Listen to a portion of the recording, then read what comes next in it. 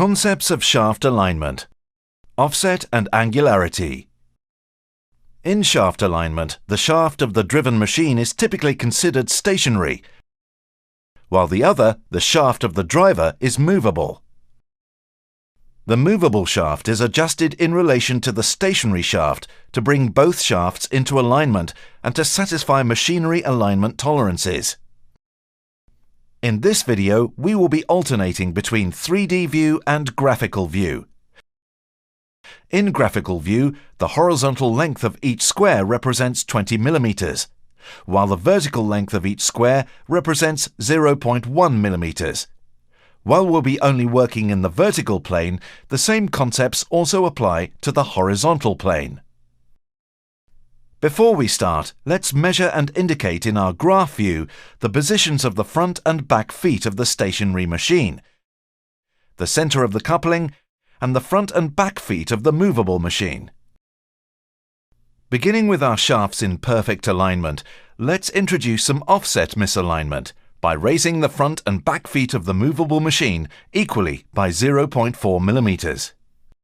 The movable shaft center line is now offset from the stationary shaft center line by 0.4 mm at every point along its length.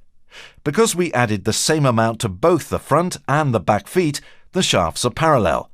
There is no angular misalignment, so our offset misalignment is 0.4 mm and our angularity is 0.0 mm.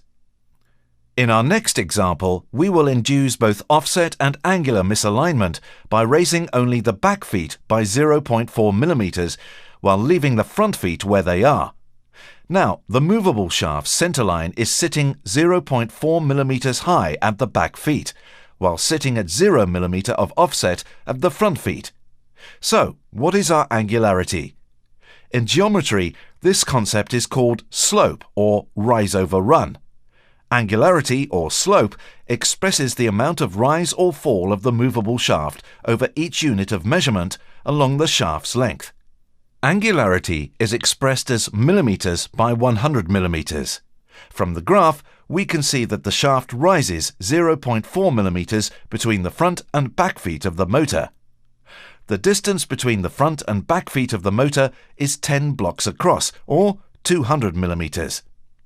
Divide the rise of 0.4 millimeters by the run of 200 millimeters to get the angularity, which is 0.2 millimeters by 100 millimeters. Now, what about the offset? As you can see from the graph, the offset is now a different amount at every point along the shaft center lines. You might ask, why is the offset expressed as a single number? It is because there is a standard reference point for offset misalignment, here, at the plane of power transmission, typically at the center of the coupling. The graph shows the offset is 0.4 mm at the back feet and 0 mm at the front feet. We know that the offset changes by 0.2 mm for every 100 mm we move along the shaft. The coupling center is 80 mm from the front feet. Over those 80 mm, the movable shaft will drop an additional 0.16 mm, 80 mm times 0.2 mm. Therefore, the offset at the coupling center is minus 0.16 mm. In this example, the movable shaft is sitting low at the coupling but high at the rear feet. Since we induced the angular misalignment by adding 0.4 mm to the rear feet. The only way to correct the misalignment is by removing 0.4 mm to lower the rear feet. Please visit fixturelaser.com for more information.